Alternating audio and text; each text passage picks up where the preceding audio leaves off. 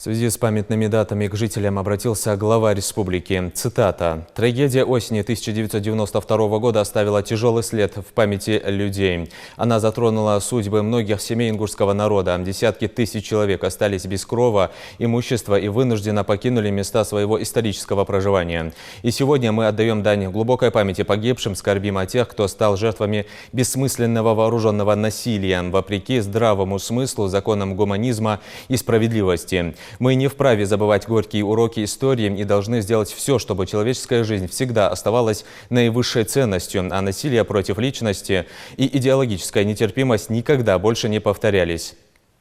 Также глава региона отметил, 30 октября страна вспоминает тех, кто стал жертвами политического террора. Миллионы людей подверглись репрессиям за политические и религиозные убеждения по социальным, национальным и иным признакам. Никто и никогда не сможет оправдать тот тоталитарный режим, который разрушил судьбы людей, подвергнув их многолетним гонениям. Мы должны сделать все, чтобы в нашей стране больше не было таких трагедий. Надо жить с надеждой на добро и справедливость.